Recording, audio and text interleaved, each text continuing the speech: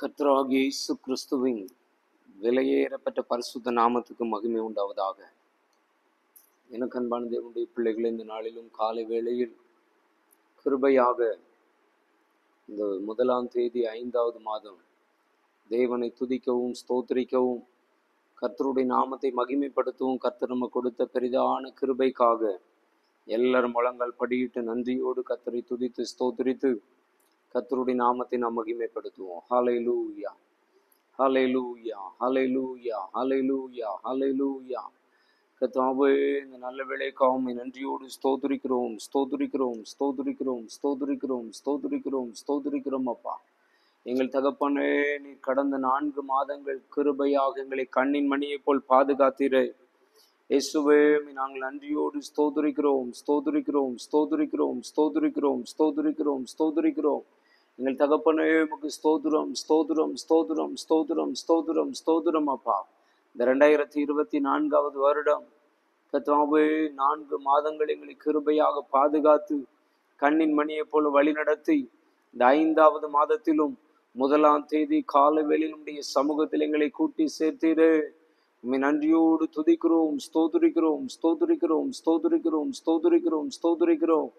நீர் எங்களை நடத்தி வந்த எல்லாவித நன்மைகளுக்காக உம்மை நன்றியோடு ஸ்தோத்திரிக்கிறோம். அப்பா, உம்மை ஸ்தோத்திரிக்கிறோம் ராஜா, உம்மை ஸ்தோத்திரிக்கிறோம் ஆண்டவரே.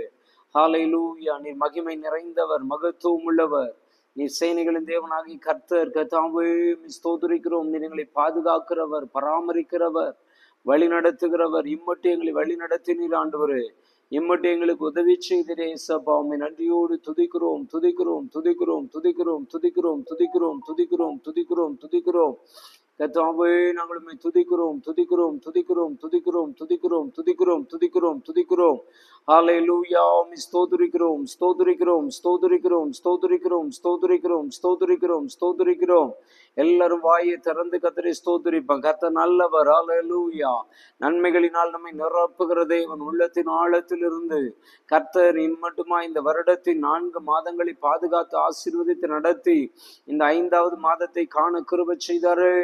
நன்றியோடு ஸ்தோத்திரிப்போம். கர்த்தர் இந்த 5வது மாதத்தை நமக்கு ஆசீர்வதித்தரும்படியாக தெய்வ கிருபை, தெய்வ நன்மை, தெய்வ இரக்கம், தெய்வ தயவு நம்மை தேவ காருண்யம் நம்மை சூழ்ந்து நம்மை நடத்தும்படியாக தேவனுக்கு பிரியமான பிள்ளைகளாக, தேவனுடைய நாமத்தை மகிமைப்படுத்துகிற பிள்ளைகளாக, தேவன் விரும்புகிற பாத்திரங்களாக நாம் வாழுகிற கிருபைகளை தந்து கர்த்தர் நம்மை ஆசீர்வதிக்கும்படியாக ஸ்தோத்திரிப்போம். ஹல்லேலூயா, ஹல்லேலூயா, ஹல்லேலூயா. தகப்பனே, மேலான கிருபைகளுக்காக உமக்கு ஸ்தோத்திரம், ஸ்தோத்திரம், ஸ்தோத்திரம், ஸ்தோத்திரம், ஸ்தோத்திரம், ஸ்தோத்திரம், ஸ்தோத்திரம். நல்லவரே, துதிக்கிறோம். வல்லவரே, துதிக்கிறோம். அற்புதரே, துதிக்கிறோம். அதிசயமானவரே, துதிக்கிறோம், துதிக்கிறோம், துதிக்கிறோம், துதிக்கிறோம், துதிக்கிறோம், துதிக்கிறோம், துதிக்கிறோம், துதிக்கிறோம். ராஜா, உம்மை ஸ்தோத்திரிக்கிறோம். அப்பா, உம்முடைய பெரிய கிருபையினால் இறங்கும் பரிசுத்த ஆவியினால், வல்லமையினால், அக்கினியினால் நிரப்பும். கர்த்தாவே, இந்த 5வது மாதம் கால வேளையில் நாங்கள் சபையாய் உம்முடைய சமூகத்தில் கூடி வர கர்த்தர் கிருபை செய்தீரே. உமக்கு ஸ்தோத்திரம். வந்திருக்கிற வருகிற எல்லாரையும் கர்த்தர் ஆசீர்வதியும். கர்த்தாவே, இந்த 5வது மாதத்தை கிருபையா எங்களுக்கு ஆசீர்வதித்தாரும். இயற்கையெல்லாம் கர்த்தர் அனுகூலமாய் மாற்றி தாரும். தொடர்ந்து நாங்கள் இன்னும் அதிகமாக மூடு நெருங்கி ஜீவித்து உம்முடைய சித்தத்தை அறிந்து செயல்பட கிருபை செய்யும். ஆசீர்வதியும். எங்களை தாழ்த்தி உம்முடைய கரத்தில் ஒப்பு கொடுக்கிறோம். நீர் பொறுப்படுத்திக் கொள்ளும். கர்த்தராகிய இயேசு கிறிஸ்துவின் நாமத்தில் பிதாவே. ஆமென், ஆமென், ஆமென். அவர் உட்கார். கர்த்தர் நல்லவர். அல்லேலூயா. இம்மட்டுமாய் கர்த்தர் நம்மை ஆசீர்வதித்து ஆதரித்து நடத்தி வந்திருக்கிறார். எனக்கு அன்பான தேவனுடைய பிள்ளைகளை, இந்த மாதத்தின் 1ஆம் நாள் தெய்வ சமூகத்தில் நம்மை கூட்டி சேர்த்திருக்கிறார். இந்த வருடத்தை ஆரம்பித்த அநேகர் இந்த மாதத்தை பார்க்க முடியாதபடி பலவிதமான பாடுகள், உபத்திரவங்கள், இழப்புகள். ஆனால் நமக்கோ தேவன் அவருடைய கிருபைகளை அனுப்பி, அவருடைய கிருபையினால் நம்மை தாங்கி, அவருடைய தயவினால் நம்மை நிரப்பி, நம்மை ஆசீர்வதித்து, நம்மை பாதுகாத்து இம்மட்டும் நடத்தி வந்திருக்கிறார். ஆகவே எல்லாரும் உள்ளத்தின் ஆழத்திலிருந்து கர்த்தரை ஸ்தோத்திரித்து கர்த்தருடைய நாமத்திற்கு மகிமையாக வாழ நம்மை ஒப்பு கொடுப்போம். ஹல்லேலூயா. இந்த 2024வது வருடம் மே மாதம் 1ஆம் தேதியில் தேவன் நம்ம கொடுக்கிற விசேஷித்த வாக்கு தத்துவம் என்ன? ஏசாயா தீர்க்கதரிசியின் புஸ்தகம் 64வது அதிகாரம் 5வது வசனத்தில் இவ்வாறு சொல்லப்பட்டிருக்கிறது. மகிழ்ச்சியாய் நீதியை செய்கிறவர்களையும் உம்முடைய வழிகளில் உம்மை நினைக்கிறவர்களையும் சந்திக்கிறீர். எனக்கு அன்பான தேவனுடைய பிள்ளைகளே, மகிழ்ச்சியாய் நீதியை செய்கிறவர்களை கர்த்தர் சந்திக்கிற தேவனாய் இருக்கிறார். உம்முடைய வழிகளில் உம்மை நினைக்கிறவர்களை சந்திக்கிற தேவனாய் இருக்கிறார். அல்லேலூயா. இந்த பூமியில் கர்த்தர் நம்மை படைத்ததின் ஒரு நோக்கம் மகிழ்ச்சியாய் நாம் நீதியை செய்ய வேண்டும் என்று சொல்லி, நாம் மகிழ்ச்சியோடு தேவனுடைய நீதி எல்லாம் நம்முடைய வாழ்க்கையில் முக்கியப்படுத்த வேண்டும் என்று சொல்லி கர்த்தர் விரும்புகிறார். அல்லேலூயா. எனக்கு அன்பான தேவனுடைய பிள்ளைகளே, நாம் மகிழ்ச்சியாய் நீதியை செய்யணுமா? நாம் வாழுகிற இந்த நாட்களில், இந்த பூமியில், நாம் வாழுகிற இடங்களில், நாம் வேலை செய்கிற இடங்களில், நம்முடைய குடும்பத்தில், சபையில், ஊழியத்தில், உத்தியோகத்தில் இருக்கிற இடங்களில், படிக்கிற இடங்களில், பொறுப்புகளை செய்கிற இடங்களில், பொறுப்பெடுத்திருக்கிற இடங்களில், தொழில் செய்கிற இடங்களில் எல்லாம் கர்த்தருடைய பிள்ளைகள் எப்படி இருக்க வேண்டும் என்று கர்த்தர் விரும்புகிறார். மகிழ்ச்சியாய் நீதியை செய்ய வேண்டும், மகிழ்ச்சியாய் நீதியாய் நடக்க வேண்டும் என்று கர்த்தர் விரும்புகிறார். எனக்கு அன்பான தேவனுடைய பிள்ளைகளே, வேதத்தில் பலவிதமான நீதிகளை குறித்து எழுதப்பட்டிருக்கிறது. வேதத்தில் எழுதப்பட்டிருக்கிற நீதியின் வழிகளில் நாம் நடக்க, நீதியாய் நாம் செயல்பட நம்மை அர்ப்பணிக்க வேண்டும். அது எப்படி செயல்படணுமா? முறுமுறுப்போடு அல்ல, வேற வழி இல்லாமல் இந்த நீதியை செய்ய வேண்டுமே என்று அல்ல, மகிழ்ச்சியாய் தேவனுடைய நீதியை செய்ய வேண்டும். மகிழ்ச்சியோடு தேவனுடைய நீதியை நாம் செய்யும் போது கர்த்தர் நம்முடைய வாழ்க்கையில் நம்மை சந்திக்கிற தேவனாய் இருக்கிறார். எனக்கு அன்பான தேவனுடைய பிள்ளைகளே, நீங்கள் கர்த்தரை நம்பி நன்மை செய்ய உங்களை ஒப்பு கொடுங்க. கர்த்தருடைய வார்த்தைகளை நம்பி மகிழ்ச்சியாய் நீதி செய்ய உங்களை ஒப்பு கொடுங்க. கர்த்தர் உங்களை சந்திக்கிற தேவனாய் இருக்கிறார். கர்த்தர் உங்கள் காரியங்கள் எல்லாம் சந்திக்கிற தேவனாய் இருக்கிறார். கர்த்தர் உங்கள் தேவைகள் எல்லாம் சந்திக்கிற தேவனாய் இருக்கிறார். கர்த்தர் உங்களை சந்தித்து உங்களை பலப்படுத்துகிற தேவனாய் இருக்கிறார்.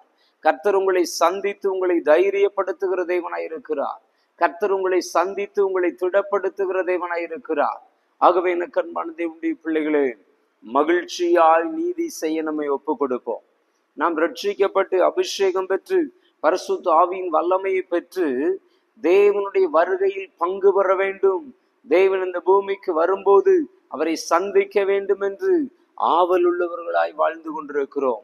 ஆகவே எனக்கு அன்பான தேவனுடைய பிள்ளைகளை, தேவன் நம்மை சந்திக்க வேண்டும் என்று சொன்னால் இந்த வேத வசனத்தின்படி மகிழ்ச்சியாய் நீதி செய்ய வேண்டும். மகிழ்ச்சியாய் நீதி செய்ய வேண்டும். தேவன் நமக்கு என்னென்ன நீதி செய்யும்படியான கிருபைகளை கொடுத்திருக்கிறாரோ, என்னென்ன நீதி செய்யும்படியான பாக்கியங்களை கொடுத்திருக்கிறாரோ, அந்த நீதிகளை எல்லாம் நம்முடைய வாழ்க்கையில் நான் மகிழ்ச்சியாய் செய்யும் போது, சந்தோஷத்தோடு தேவனுடைய நீதியை செய்யும் போது அவர் நம்மை சந்திக்கிற தேவனாய் இருக்கிறார். எனக்கு அன்பான தேவனுடைய பிள்ளைகளை, தேவன் உங்களை சந்தித்து உங்கள் வாழ்க்கையில் உள்ள குறைவுகள் எல்லாம் நீக்கி போடுகிற தேவனாய் இருக்கிறார். உங்கள் வாழ்க்கையில் உள்ள வேதனைகள் எல்லாம் நீக்கி போடுகிற தேவனாய் இருக்கிறார். உங்கள் வாழ்க்கையில் உள்ள போராட்டங்கள் எல்லாம் நீக்கி ஜெயம் கொடுக்கிற தேவனாய் இருக்கிறார். கர்த்தர் உங்களை சந்திக்க விரும்புகிறார்.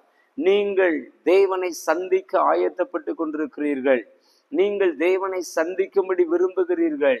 தேவன் உங்களை சந்திக்க வேண்டும் என்று சொன்னால் நீங்கள் செய்ய வேண்டிய ஒரு முக்கியமான காரியம் மகிழ்ச்சியாய் தேவனுடைய நீதியை செய்ய வேண்டும். அதோடு மாத்திரமல்ல, தேவனுடைய வழிகளில் நடக்கிறவர்கள் அவரை நினைக்கணும். அவருடைய பாடுகளை நினைக்கணும். அவருடைய பரிசுத்தத்தை நினைக்கணும். அவர் நமக்காக இரத்த சிந்தினதை நினைக்கணும். அவர் நமக்காக எழுதி கொடுத்திருக்கிற வேத வார்த்தைகள் எல்லாம் நினைக்கணும். நம் மகிழ்ச்சியாய் நீதி செய்ய வேண்டும். அடுத்து அவரை நாம் நினைக்க வேண்டும். நம்முடைய வாழ்க்கையில், நம்முடைய குடும்பங்களில், நம்முடைய வழிகளில், நம்முடைய நடக்கைகளில் ஒவ்வொரு நாளும் நாம் தேவனை நினைத்து நினைத்து நினைத்து செயல்பட நம்மை ஒப்பு கொடுக்க வேண்டும். எனக்கு அன்பான தேவனுடைய பிள்ளைகளே, அப்படி நாம் செயல்படும் போது தேவன் நமக்கு அநேக நன்மைகளை செய்கிறார், அநேக ஆசீர்வாதங்களை செய்கிறார். லூக்கா எழுதின சுவிசேஷம் 19வது அதிகாரம் 43வது வசனத்தை அங்க வாசித்தீங்கன்னு அங்க சொல்லப்பட்டிருக்கு. லூக்கா எழுதின சுவிசேஷம் 19வது அதிகாரம் 43வது வசனத்தில் இவ்வாறு எழுதப்பட்டிருக்கிறது, வாசியுங்கள். உன்னை சந்திக்கும் காலத்தை நீ அறியாமற் போனபடியால் உன் சத்துருக்கள் உன்னை சூழ மதில் போட்டு உன்னை வளைந்து கொண்டு எப்பக்கத்திலும் உன்னை நெருக்கி உன்னை தொந்தரவு செய்து கொண்டிருக்கிறார் என்று வேதம் சொல்லுகிறது.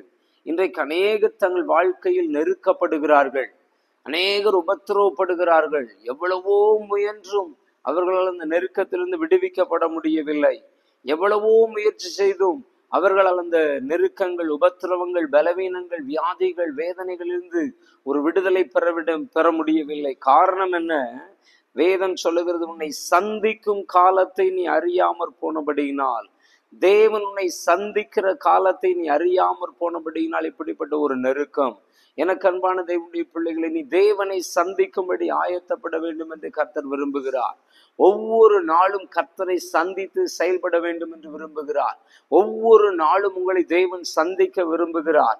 நீங்கள் இவரை சந்திக்கும் போது சத்துரு உங்களுக்கு எதிராக செயல்பட முடியாது. நீங்கள் அவரை சந்திக்கும் போது உங்களுக்கு இருக்கிற நெருக்கங்கள், வேதனைகள் எல்லாம் உங்களை விட்டு மாறி போய்விடும், உங்களை விட்டு நீங்கி போய்விடும். ஆகவே எனக்கு அன்பான தேவனுடைய பிள்ளைகளே, தேவனை சந்திக்கும்படி நீங்கள் ஆயத்தப்படுங்கள். ஒவ்வொரு நாளும் அதிகாலையில் எழும்பி கர்த்தரை துதித்து ஸ்தோத்தரித்து தேவனை சந்திக்கும்படி ஆயத்தப்படுங்கள். ஒவ்வொரு வாரமும் ஞாயிற்றுக்கிழமை மனமகிழ்ச்சியினால் ஆராதனை நாள் சபைக்கு சென்று அவரை ஆராதித்து அவரை சந்திக்கும்படி உங்களை ஒப்புக்கொடுங்க. வாரத்தில் ஒரு நாளாவது உபவாசம் இருந்து, இல்ல சபைகளில் நடக்கிற உபவாச ஜெபத்தில் பங்கு பெற்று உபவாசத்தோடு அவரை நோக்கி ஜெபித்து அவரை சந்திக்கும்படி உங்களை ஒப்புக்கொடுங்க. உங்களுக்கு நேரம் கிடைக்கும் போதெல்லாம் சுவிசேஷத்தை மற்றவர்களுக்கு அறிவித்து, நற்செய்தி அறிவித்து, அநேக ஜனங்கள் இயேசுவை சந்திக்கும்படி உங்கள் வாழ்க்கையில் இடம் கொடுங்க.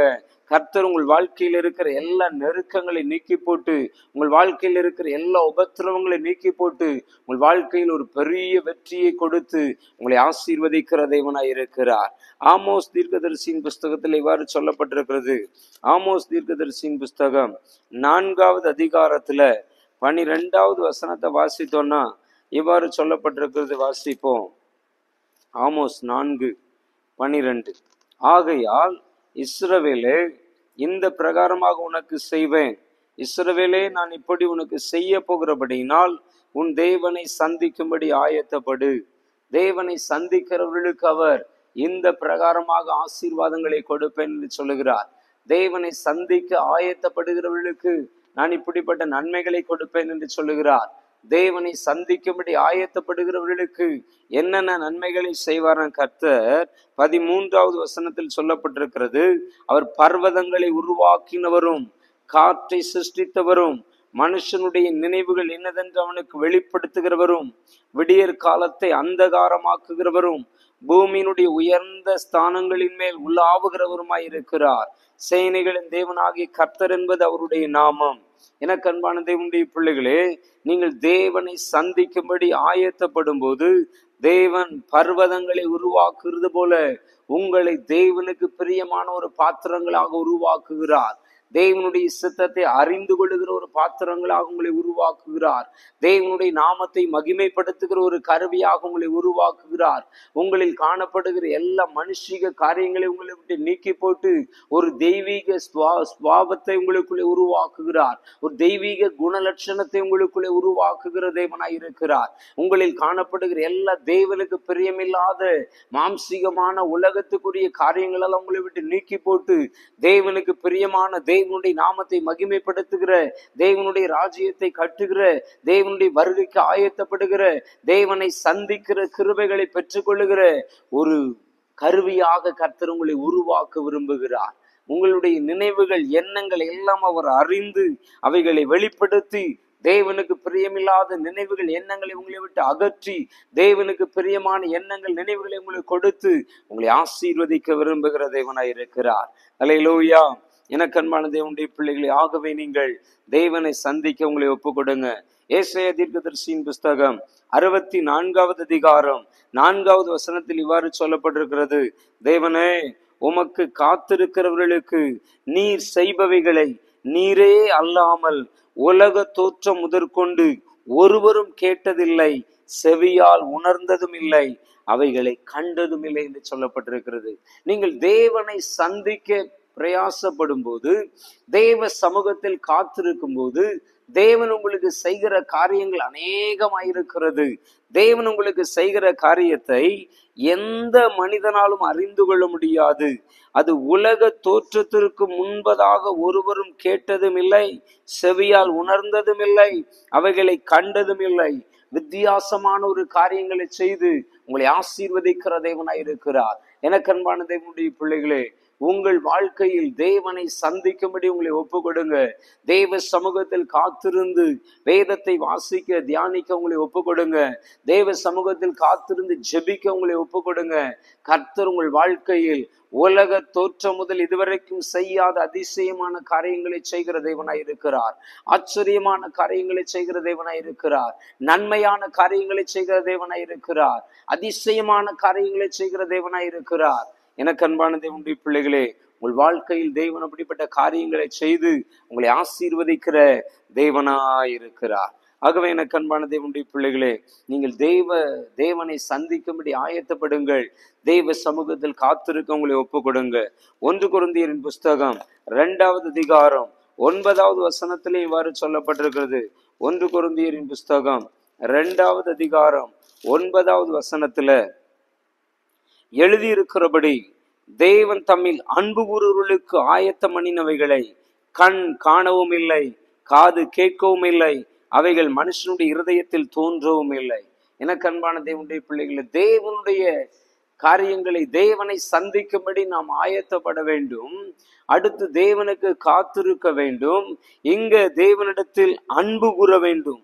அன்பு கூறுகிறவர்களுக்கு ஆயத்தம் பண்ணி வைத்திருக்கிறவைகளை நாம் மகிழ்ச்சியாய் நீதியை செய்து தேவனுக்காக காத்திருக்கும் போது, தேவனை சந்திக்கும்படி ஆயத்தப்படும் போது, தேவன் மேல் அன்புள்ளவர்களை செயல்படும் போது, தேவன் நமக்கு உண்டு பண்ணி வைத்திருக்கிற நன்மை, தேவன் நமக்கு ஆயத்தம் பண்ணி வைத்திருக்கிற நன்மைகளை கண் காணவும் இல்லை, காது கேட்கவும் இல்லை, அவைகள் மனுஷனுடைய இருதயத்தில் தோன்றவும் இல்லை என்று வேதம் சொல்லுகிறது. அப்படிப்பட்ட ஒரு வித்தியாசமான ஆசீர்வாதங்களை, வித்தியாசமான கிருபைகளை, வித்தியாசமான அனுபவங்களை, வித்தியாசமான நன்மைகளை, வித்தியாசமான கிருபைகளை எல்லாம் கர்த்தர் இந்த மாதத்தில் நமக்கு தந்து நம்மை ஆசீர்வதித்து நடத்த போகிறார். ஆகவே எல்லாரும் முழங்கால் படியிட்டு கண்களை மூடி கர்த்தரை நோக்கி, கர்த்தாவே, இந்த மே மாதம் 1ஆம் தேதி கால வேளையில் உம்முடைய சமூகத்தில் வந்து நாங்கள் கேட்ட இந்த வேத வசனத்தின்படியான விசேஷித்த அனுபவங்களை, விசேஷித்த கிருபைகளை, விசேஷித்த தயவை, விசேஷித்த காருண்யங்களை கிருபையாக எங்களுக்கு தாரும் அப்பா. இயேசுவின் நாமத்தில் கிருபையாக எங்களுக்கு தாரும் என்று சொல்லி எல்லாரும் வாயை திறந்து கேட்போமா? ஹல்லேலூயா. கேளுங்கள், அப்பொழுது உங்களுக்கு கொடுக்கப்படும் என்று சொன்னாரு. ஆண்டவரே, மகிழ்ச்சியாய் நீதியை செய்கிற கிருபைகளை எங்களுக்கு தாரும். மகிழ்ச்சியாய் நீதியை செய்கிற கிருபைகளை எங்களுக்கு தாரும். உம்முடைய வழிகளில் நடக்கிற கிருபைகளை எங்களுக்கு தாரும். நாங்கள் உம்முடைய வழிகளில் நடக்கும் போது உம்மை நினைத்து நினைத்து நினைத்து நடக்கிற கிருபைகளை தாரும் அப்பா. இயேசுவே, கர்த்தாவே, வருகையில் உம்மை சந்திக்க எங்களை ஆயத்தப்படுத்தும். ஒவ்வொரு நாளும் சந்திக்க எங்களை ஆயத்தப்படுத்தும் ஆண்டவரே. கர்த்தாவே, உம்மை சந்திக்கும்படி எங்களுடைய வாழ்க்கை காணப்படட்டும். கர்த்தாவே, உம்முடைய வேத வசனத்துக்கு கீழ்ப்படிந்து உம்மை சந்திக்கும்படியான ஒரு விசேஷித்த கிருபைகளை எங்களுக்கு தாரும். உம்மை சந்திக்க எங்களை ஆயத்தப்படுத்தும். உம்முடைய காரியங்களில் நடக்க எங்களை ஆயத்தப்படுத்தும் கர்த்தாவே. இயேசுப்பா, உம்மை ஸ்தோத்திரிக்கிறோம். உம்முடைய சமூகத்தில் காத்திருக்க எங்களுக்கு கிருபை செய்யும் கர்த்தாவே. உம்முடைய சமூகத்தில் காத்திருக்கிற கிருபைகளை தாரும். உம்மில் அன்பு கூறுகிற கிருபைகளை தாரும். நீர் எங்களுக்கு ஆயத்தம் பண்ணி வைத்திருக்கிற எல்லா நன்மைகளையும், எல்லா ஆசீர்வாதங்களையும் கர்த்தாவே நாங்கள் எங்கள் வாழ்க்கையில் சுதந்திரித்து உம்முடைய நாமத்தை மகிமைப்படுத்தி உம்முடைய ராஜ்யத்தை கட்டி அப்பா உம்முடைய ஆசீர்வாதத்தை பெற்றுக்கொள்ள இயேசுவின் நாமத்தில் எங்களுக்கு எல்லாருக்கும் இறங்கி இந்த கிருபைகளை தந்து ஆசீர்வதித்து நடத்தும்படியாய் ஜெபிக்கிறோம் கர்த்தாவே. விசேஷமா இயற்கை எல்லா கர்த்தர்களுக்கு அனுகூலமாய் மாற்றி தாரும் கர்த்தாவே. எங்கள் தேசம் முழுவதுக்கும் கர்த்தர் இயற்கை அனுகூலமாய் மாற்றி தந்து பெரிய காரியங்களை செய்யும்படியாய் ஜெபிக்கிறோம். முற்றிலுங்களை தாழ்த்தி உம்முடைய கரத்தில் ஒப்பு கொடுக்கிறோம். நீர் பொறுப்படுத்திக் கொள்ளும் கர்த்தராகிய இயேசு கிறிஸ்துவின் நாமத்தில் பிதாவே, ஆமென், ஆமென். என் ஆத்துமாவே கர்த்தரை ஸ்தோத்திரி, என் முழு உள்ளமே பரிசுத்த நாமத்தை ஸ்தோத்திரி. என் ஆத்துமாவே கர்த்தரை ஸ்தோத்திரி, கர்த்தர் செய்த சகல உபகாரங்களை மறவாதே. ஆமென், ஆமென். Praise the Lord, praise the Lord.